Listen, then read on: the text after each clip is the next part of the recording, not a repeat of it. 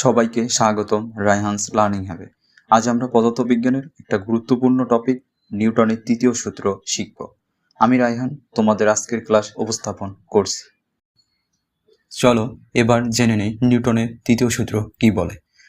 প্রত্যেক ক্রিয়ারই একটা সমান ও বিপরীত প্রতিক্রিয়া থাকে, অর্থাৎ তুমি যদি কোনো কিছুকে ধাক্কা দাও সেও তোমাকে সমান জোরে ধাক্কা দেয় বিপরীত দিকে।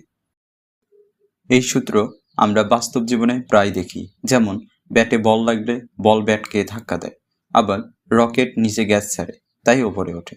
তুমি দেওয়ালে ঘুষি দিলে তোমার হাতেই ব্যথা লাগে, আবার নৌকা ঠেললে তুমি পেছনে চলে যাও। সবই প্রতিক্রিয়ারই উদাহরণ। এই সূত্রকে গাণিতিকভাবে বললে অ্যাকশন এবং রিয়াকশন ফোর্স সমান কিন্তু দিক বিপরীত, অর্থাৎ যদি তুমি কাউকে 5 নিউটন জোরে ধাক্কা দাও সেও তোমাকে 5 নিউটন শক্তিতে পিছন দিকে ধাক্কা দেবে। এই সূত্র অনেক জায়গায় ব্যবহৃত হয়। রকেট উৎক্ষেপণ, গাড়ি চালানো, ফুটবল শট, ব্যাটে বল লাগা, সব ক্ষেত্রেই ক্রিয়া ও প্রতিক্রিয়ার সম্পর্ক কাজ করে। আজকের পাঠ সংক্ষেপে মনে রাখি। প্রত্যেক ক্রিয়ার একটা সমান ও বিপরীত প্রতিক্রিয়া আছে। অ্যাকশন এবং রিয়াকশন বল দুটি সমান হলেও বিপরীত দিকে থাকে।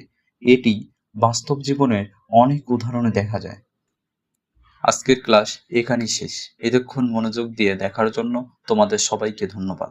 সামনে আরো অনেক গুরুত্বপূর্ণ ও মজার ক্লাস আসছে খুব শীঘ্রই। চ্যানেলটি এখনই সাবস্ক্রাইব করো, বেল আইকনটি অন করে রাখো যেন নতুন ভিডিও মিস না হয়। পড়ালেখা হোক সহজ, আনন্দময়, রায়হানস লার্নিং হ্যাবের সাথেই থাকো।